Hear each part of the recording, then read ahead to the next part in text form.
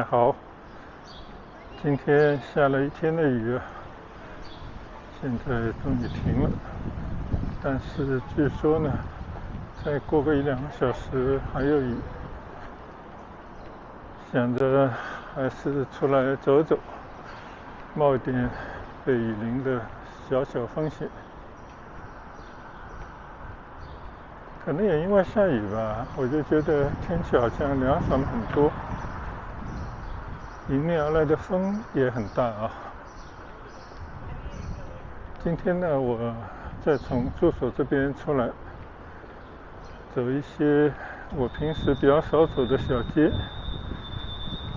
最终呢，还是希望能够经过安大略省的美术馆，沿着登打石走过塞贝代纳，穿过唐人街，到有一个我记得上次来的时候好像曾经去走过的肯辛顿一个市场，其实就是几条街道啊，离唐人街比较近，到那边呢再去转一转，这个就是我大概的打算。如果天气允许啊，说不定还会走得更远一点。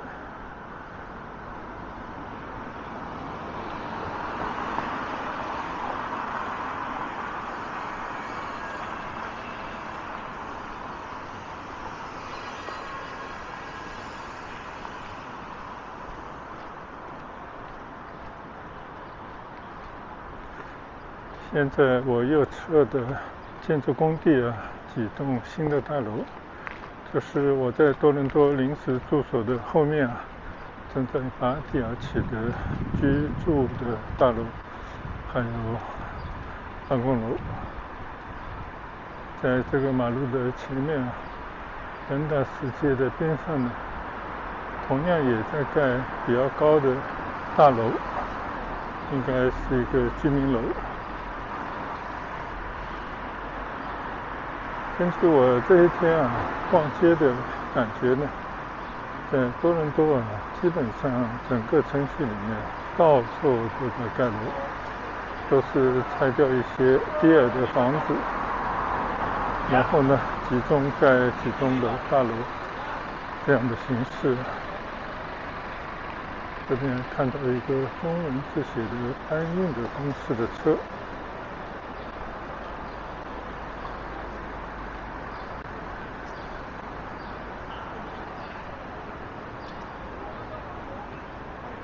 马路边上停了很多警察的车，因为这个右侧呢就是一个警察局。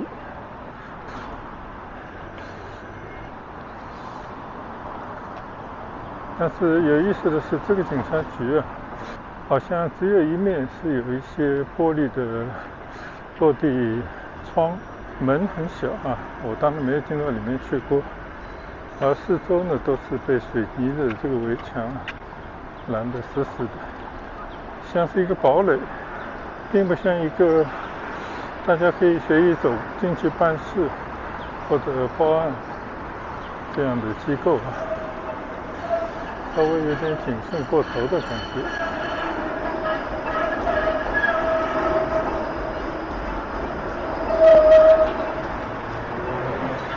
好，现在呢我已经来到了登打石这条街上，这条街呢到这边啊稍稍有一些拐弯，路面上呢还是有 stray car， 但是这条街到了这个路段呢，看上去就比较老旧，或者说这是它原来的面貌。我们继续向西走一走。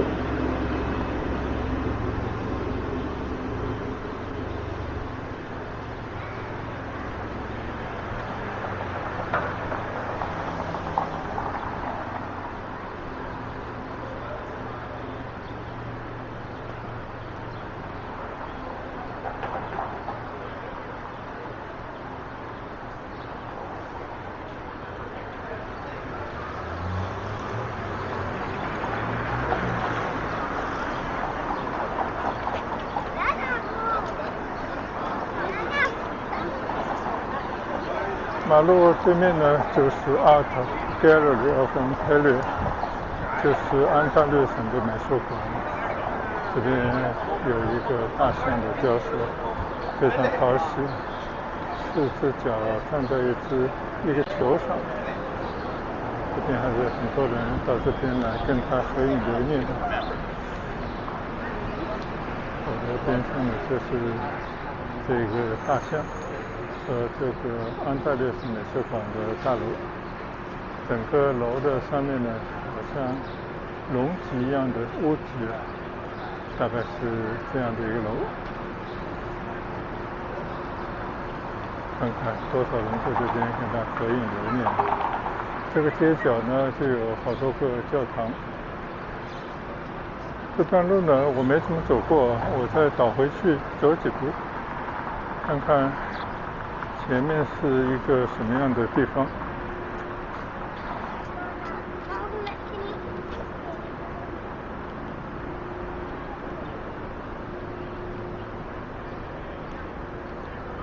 可以看到这个左侧街边的那些房子呢10来层高，应该都是一些居民楼。看来呢相当有年头，而且这种样式就感觉这些是政府给穷人建的房子。不知道我说的对不对啊？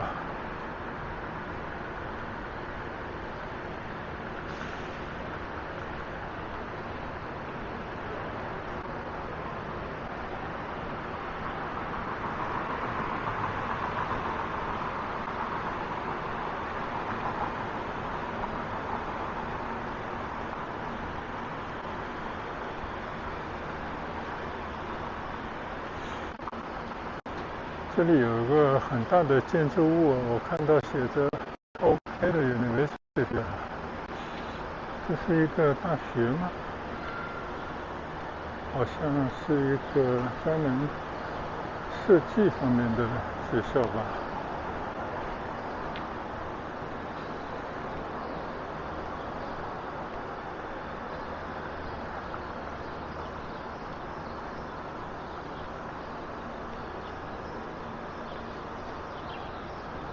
多伦多市区有时候你转一个角呢，就会有一些意想不到的地方。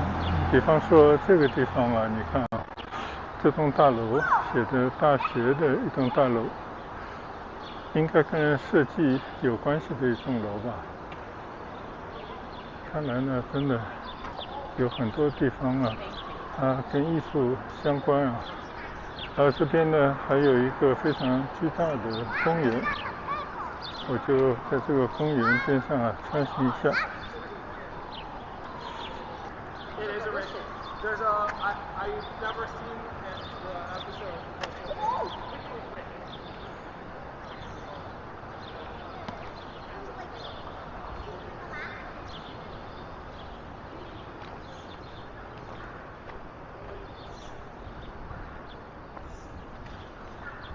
看来这边呢就是一个巨大的社区公园，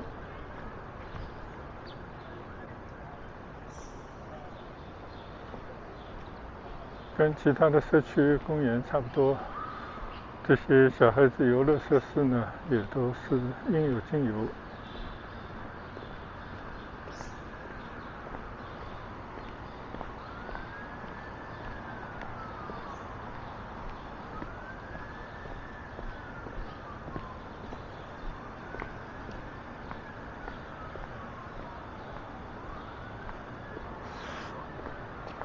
看来这个公园边上我现在对面的呢也是这个大学的一个附属的机构吗？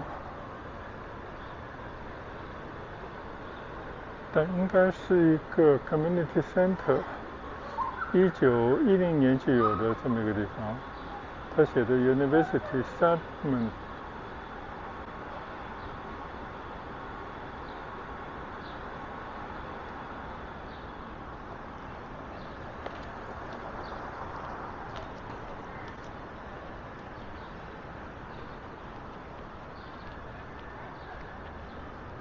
总之呢就是非常宽敞的社区。公园。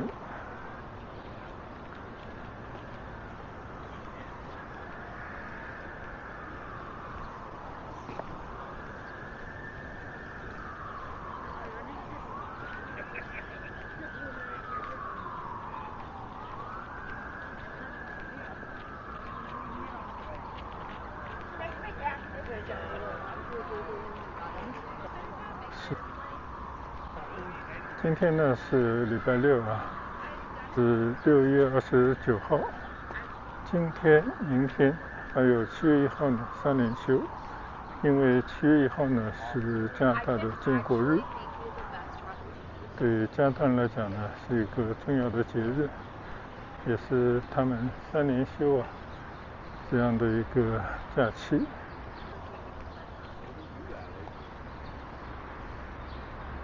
这个广场上呢，看到一个雕塑啊，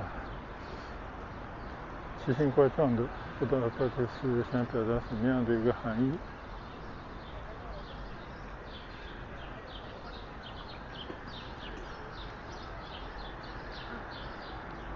看到这个花园里面呢，也是有很多的，应该是无家可归者，或者就是热衷于以公园为家的人的帐篷。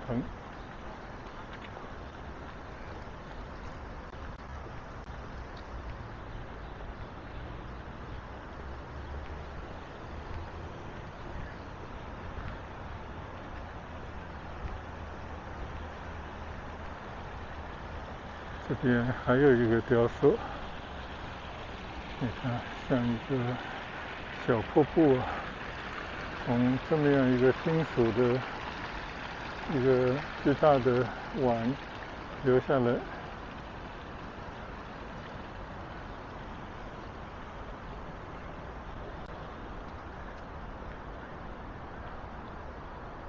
边上的这个建筑物呢，也完全是一种100多年以前的建筑风貌的一个建筑物，但是后面呢，完全就是现代的，完全风格各异的一个高的建筑物啊。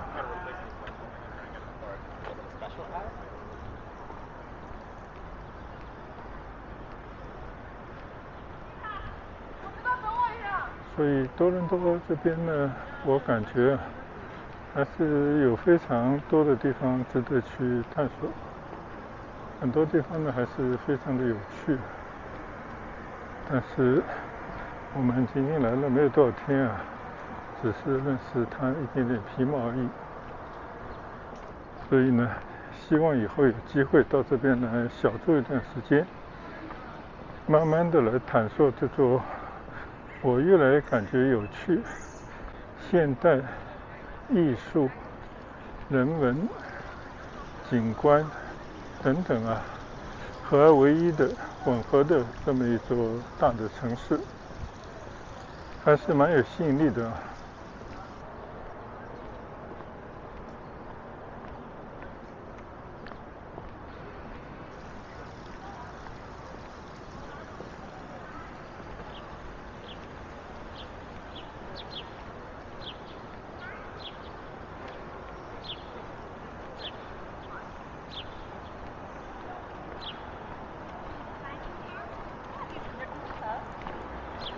Are you gonna stay with Daddy or are you coming with me? The first table's not in there great, but I couldn't figure out a different way to put it in.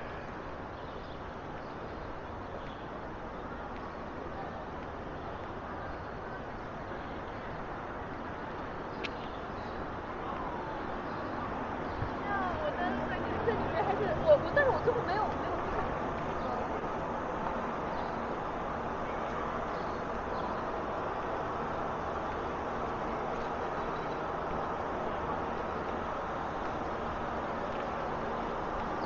现在呢，我又走回我刚刚来的这条路，继续回到安大略美术馆门前去。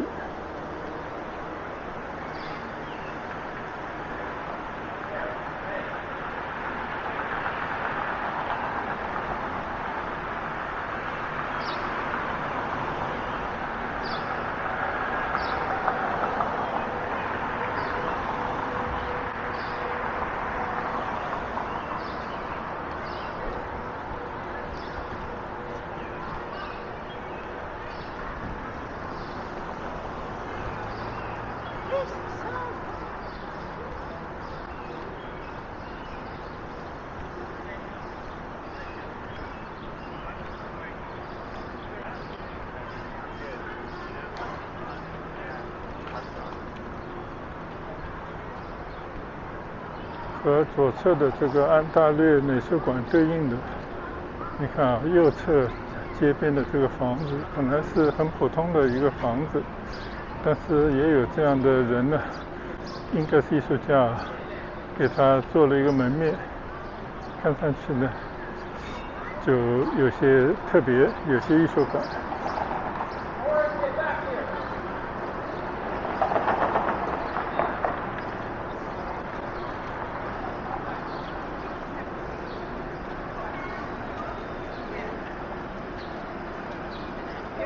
现在左边这个呢，就是安大略省美术馆。现在我准备走过马路去。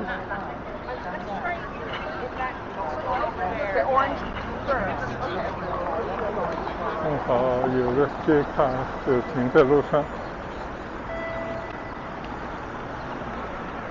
这边呢，就有一个很意大利式的酒吧。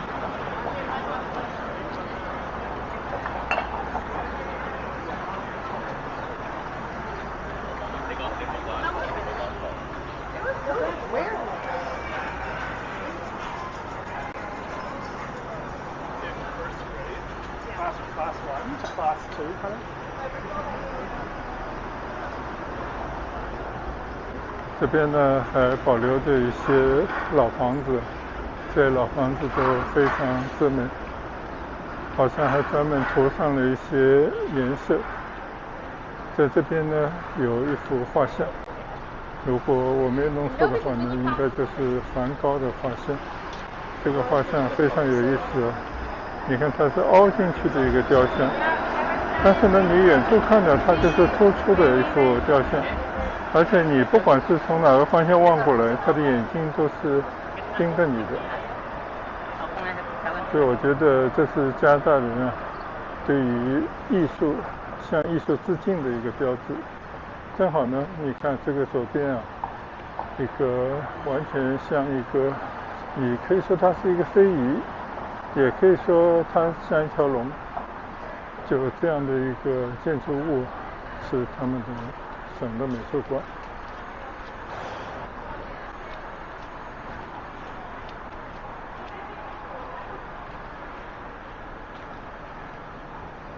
所以做城市在更新换代的时候，怎么能够把一些值得保存的街区留下来，同时呢又拆旧换新，给城市整体更多的现代感和美感，这个真是一个很大的学问啊。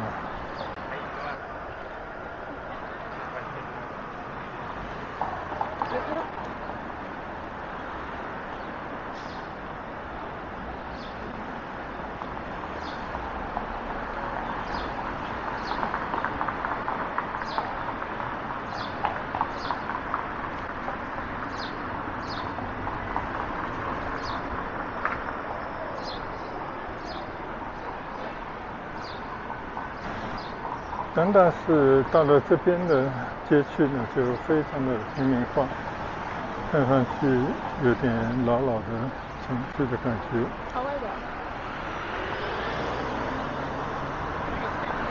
这边呢，其实离 Chinatown 非常之近，从这边开始一路都是中文的招牌，有各种各样的华人的超市、商店、餐馆、服务机构等等，甚至连中国银行也到这边来开了分行。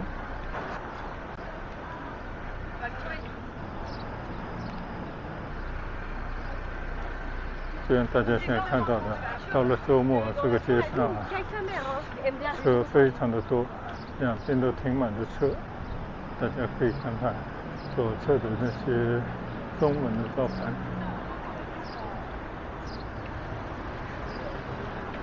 右侧这边也是。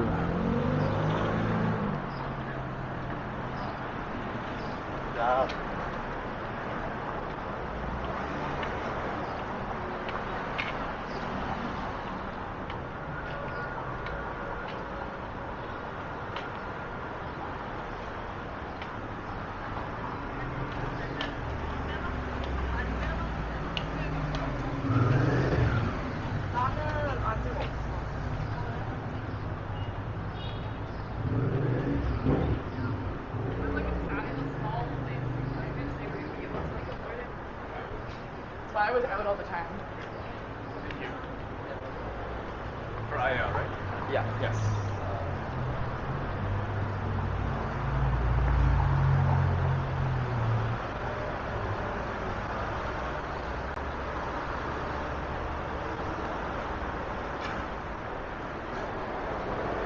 唐人街的存在呢，对于广大的华人同胞来讲啊，有一种可以时不时回家的感觉。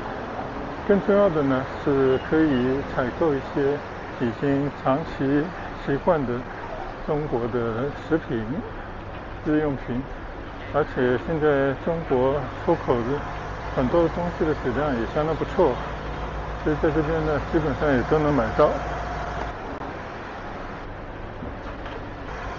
你看看这边装修的，有一些中国的传统的那种红色的气氛呢。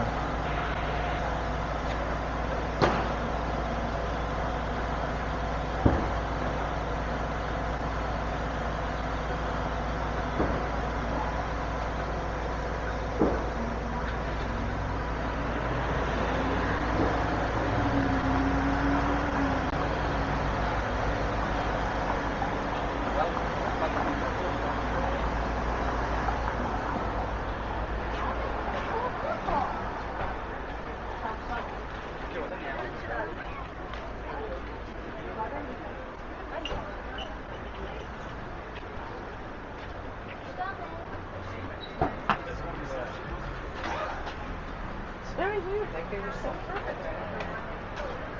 And I don't remember.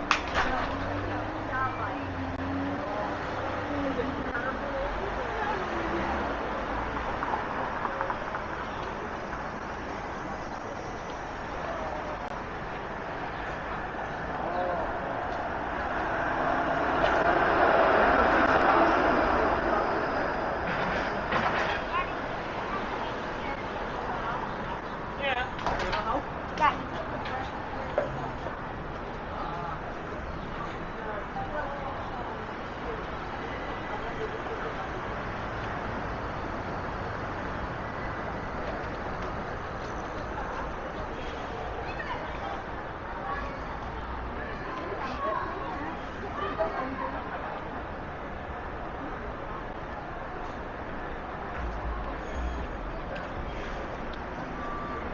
前面这条马路呢，就是 China， 这里两边呢有更多的中文招牌。这个区呢，就正式进入到了唐人街。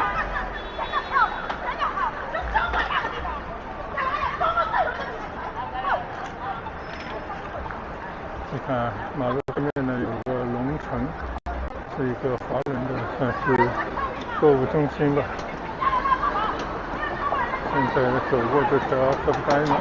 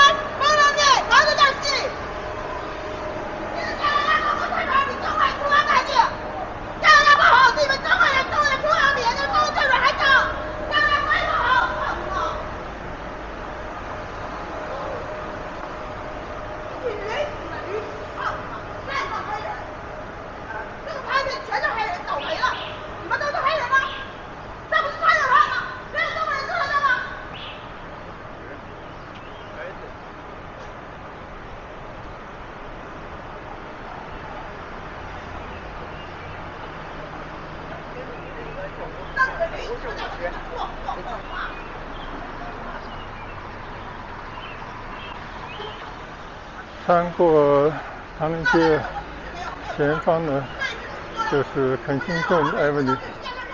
这条肯辛顿 Avenue 上面应该就是肯辛顿市场的所在地了。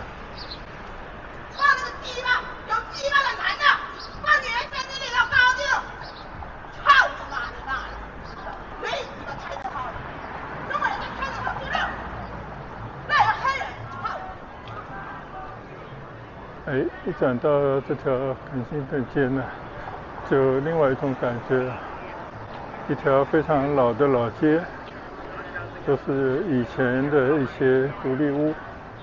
这些独立屋呢，有些已经看上去只剩这个样子了，好像已经少了一些往日的光彩。但这条街上呢，有很多的小店，卖着我看世界各地的东西啊。很多衣服呢有南亚风。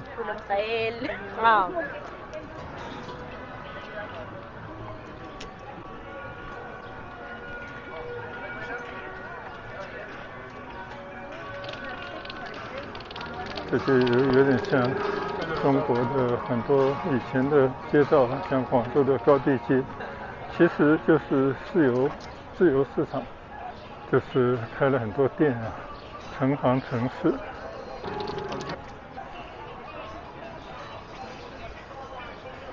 我看好像很多都是卖衣服的，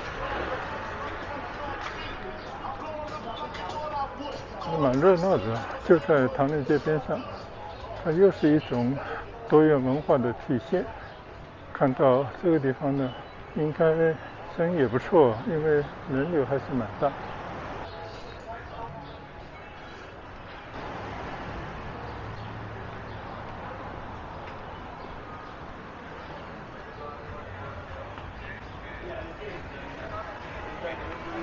也有一些小吃店。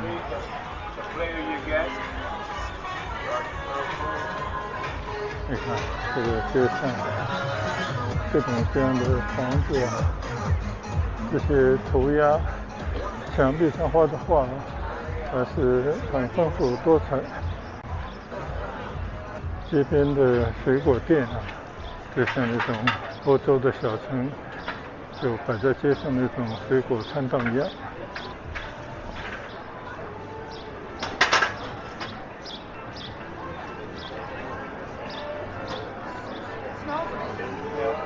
还是非常值得来看一看啊，了解多伦多这个城市又一张面孔。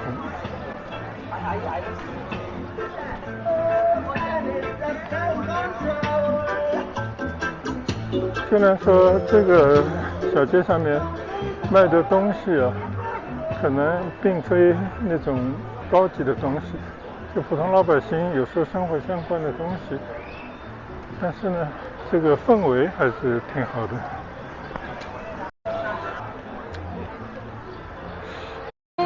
We're gonna go to Kissa.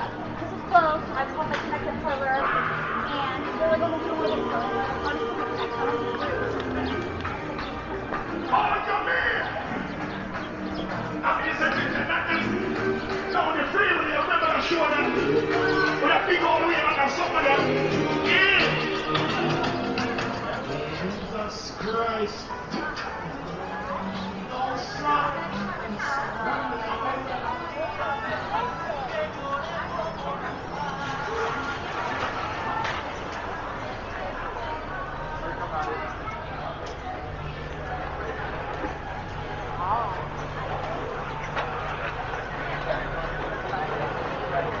这边有很多的小吃店啊。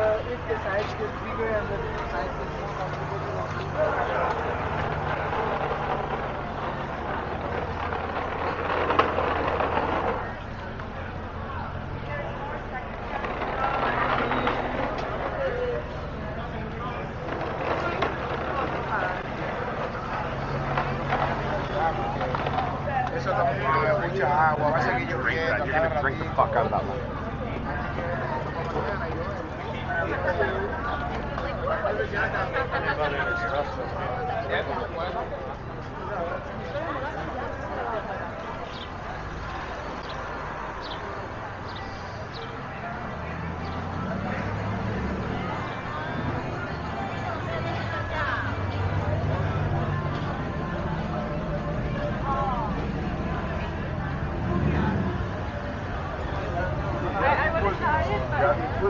Yeah.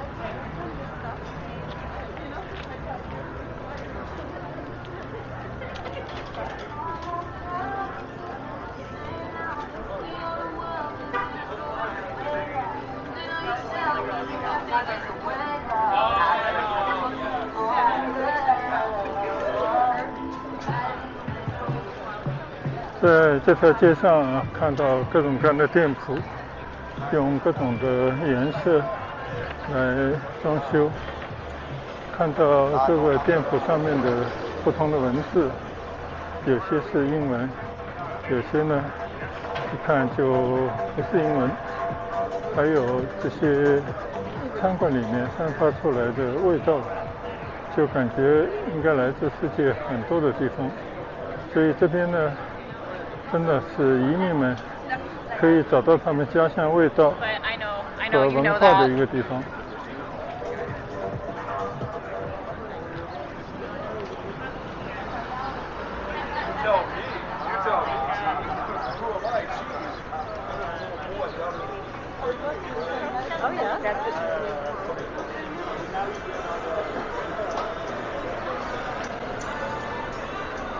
当然，这里也有日本餐馆。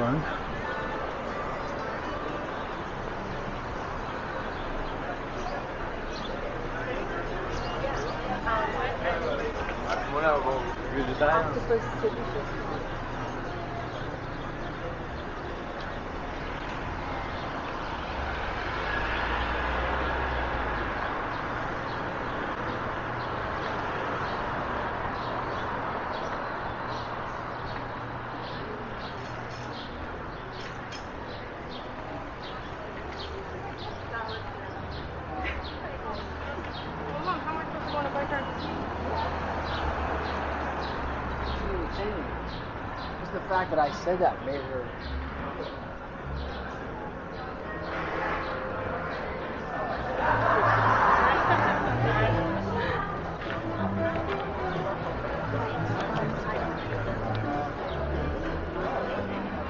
Great, actually. So, what I want to do.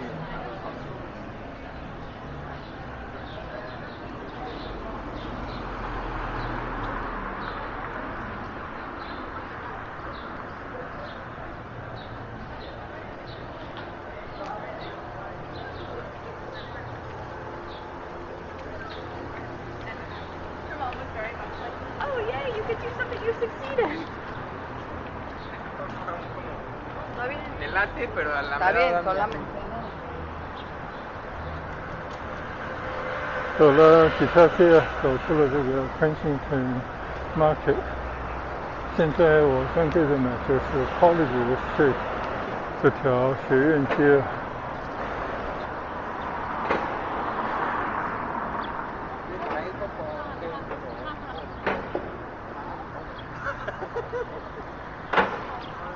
现在走过学院街。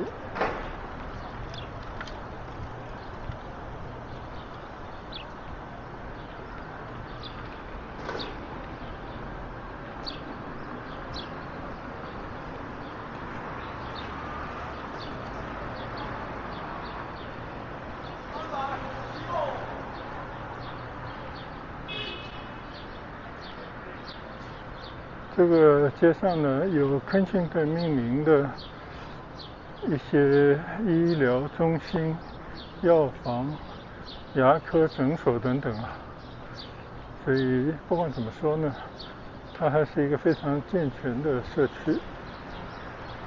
包括呢左前方高耸的一个消防站的塔楼。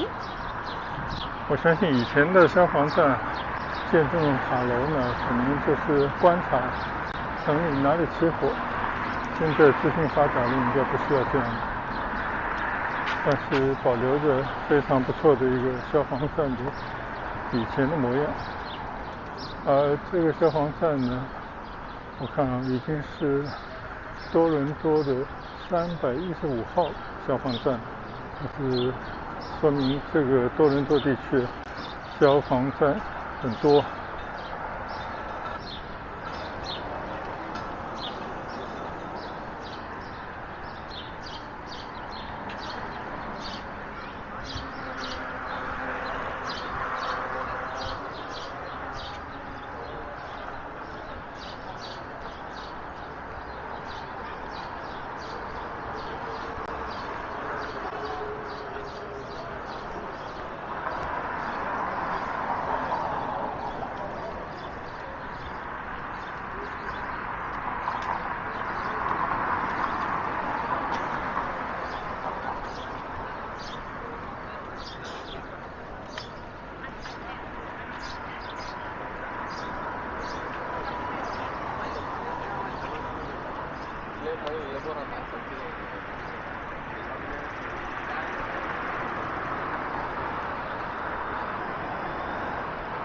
马路对面呢有一个当地的 Ole Learning Center， 就是0岁到6岁的小朋友早教的中心，也就是我们平时说的 Preschool 吧。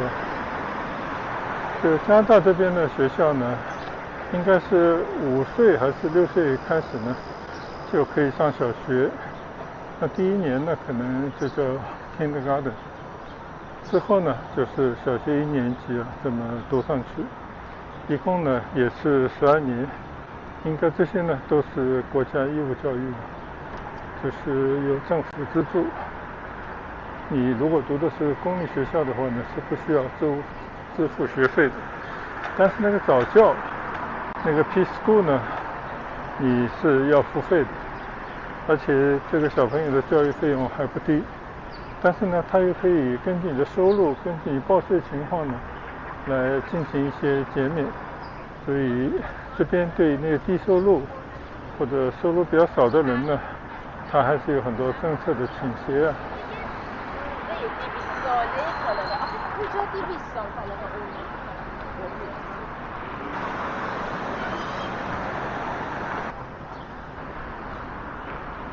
现在呢，我顺着这条 College Street 继续向西走一段。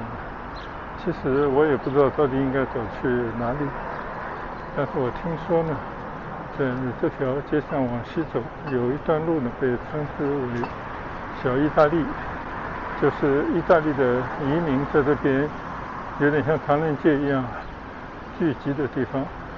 那么马路边上呢，就有很多意大利的餐馆、商店，在那边呢可以喝到很正宗的叫 Espresso 的意大利咖啡。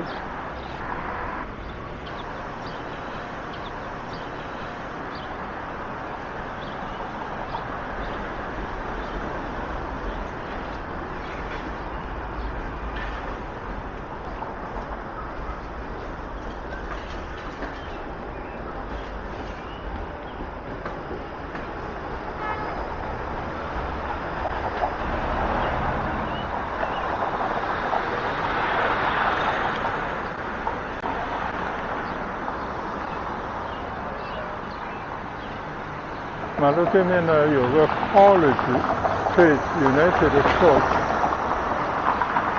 有点像我前几天去的一个大的 Metropolitan United Church， 应该是一个同样的联合的教会。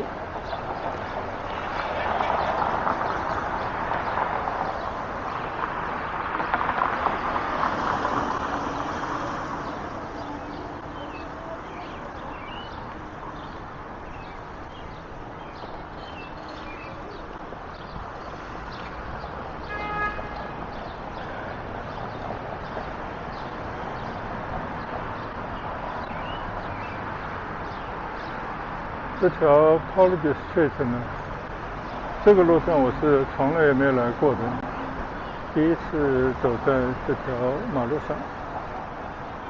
这总体感觉呢，应该还是延续着这条大马路啊，之前走过的那一段，差不多的街景。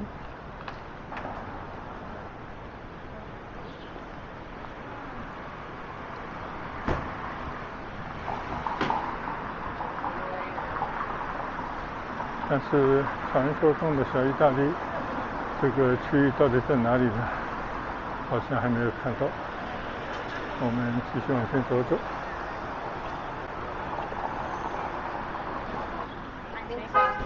但是看到了几个女孩，她们穿的就是意大利国旗颜色，那种蓝白的服装。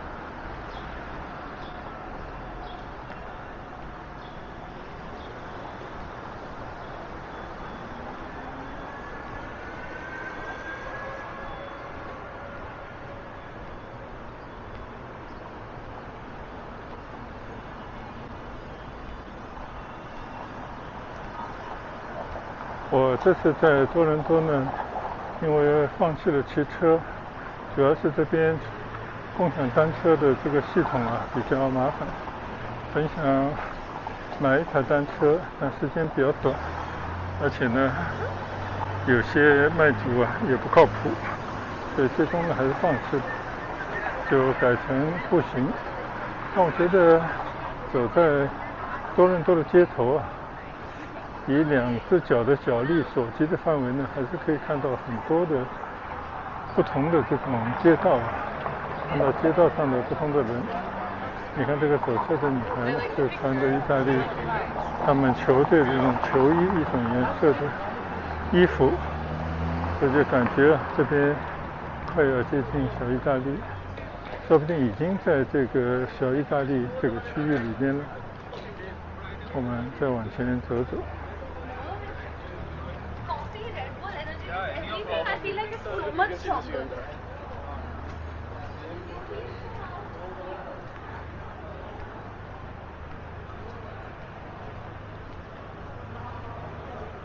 这边除了小意大利区呢，好像还有小葡萄牙区，再加上我们刚刚经过的唐人街，我相信呢还有法国人居住的区域等等啊。就一个城市啊，就有这样的一些来自世界各地的移民组成的这种居住区，我觉得本身也很有意思。这也是一种多元文化的体现。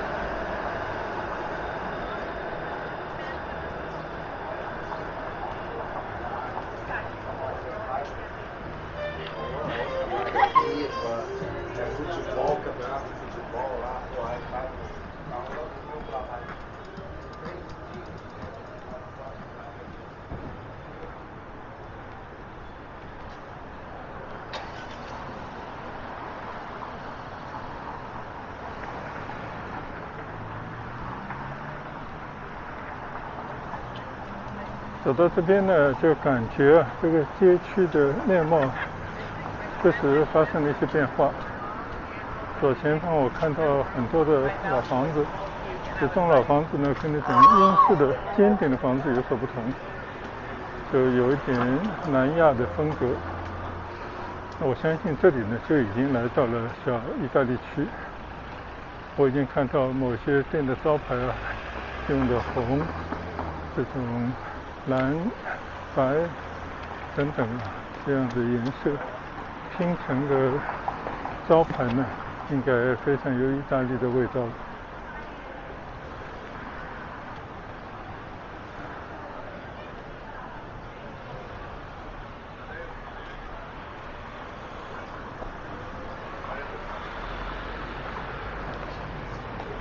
现在看到的左侧的这些房子呢，应该就是小意大利区的这些房子了。当然我相信右侧也是。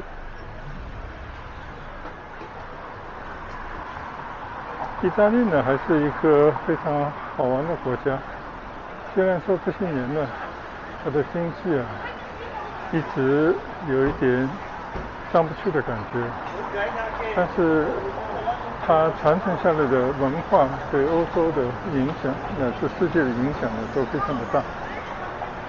大家知道意大利的歌剧，他以前的绘画的作品，以前的艺术，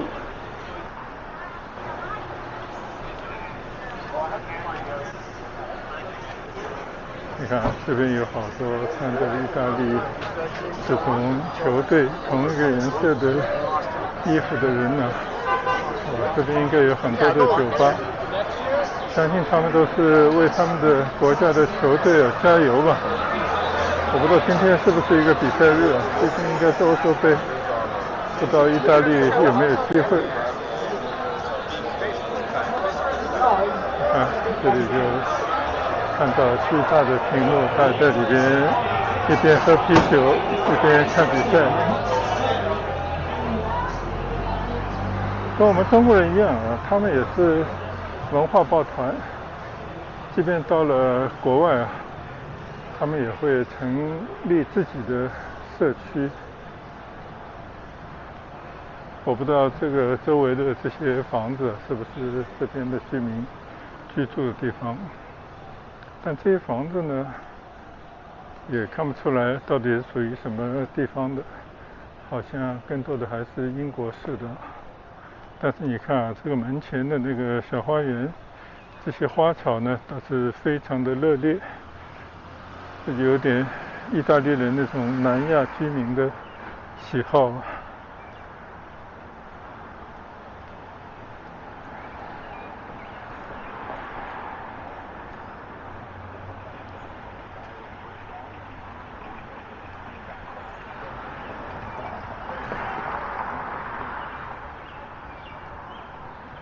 我们以前去意大利旅行的时候啊，就有当地的导游跟我们说对于欧洲的这些文化古迹来讲，基本上你只要到意大利来看看就可以了。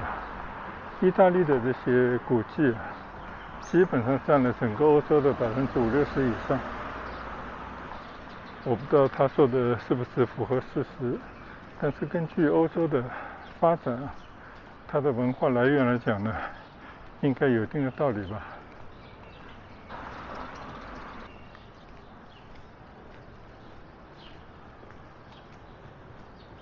这边呢就是一些街区了，对面呢是一个学校啊，我就在这边掉头回去吧。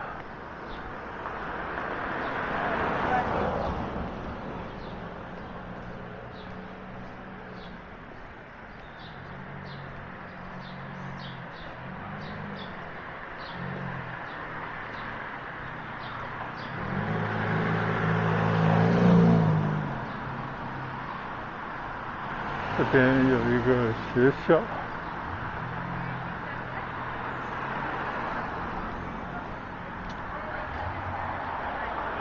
叫什么圣弗朗西斯。那我觉得这个名字就真的是很意大利式啊，我相信呢，这个学校跟这边的意大利的居民应该是有一定的关系。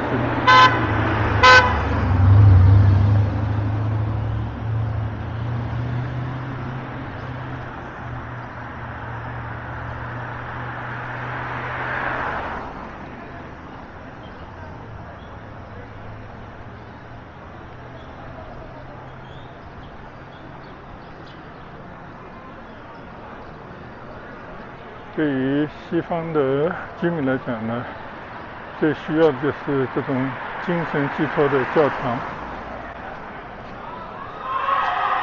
应该也是一个三一教会吧。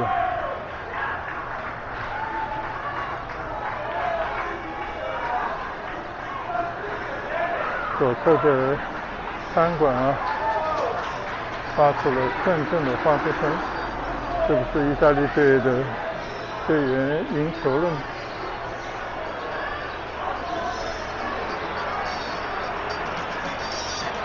看来这球迷还是非常的热衷于为他们国家的球队加油的，看到很多人的特地穿上他们球队的衣服。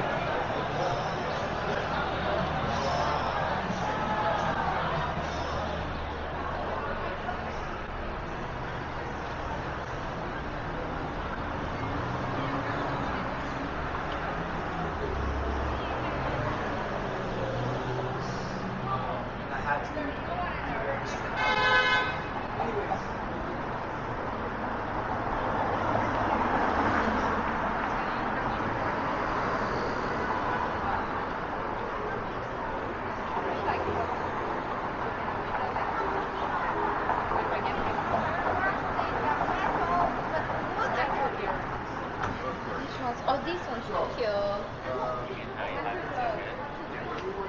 This is the Italian. 就意大利呢，同属于拉丁文化圈啊，而且他们应该是欧洲文化的一种发源之一吧。但是有意思的是呢，在世界上它好像没有太多的殖民地，而不像它的近邻西班牙、葡萄牙呢，在世界上开疆列土，有很多的这种殖民地。现在呢，很多地方还是在他们的这种文化的支配之下。但是呢，意大利的这个移民啊，应该在欧洲、在北美啊，有非常多，也有他们自己的街道，就像刚刚看到那种。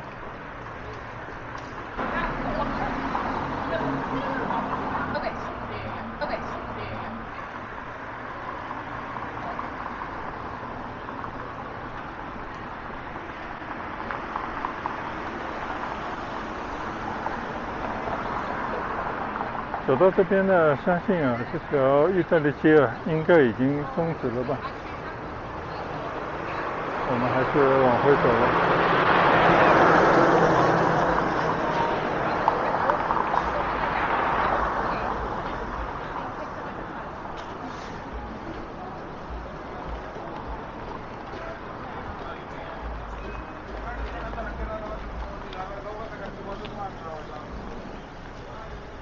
果然呢，我的眼前啊，路口就写着 Little Italy， 还有这样的一些牌子啊。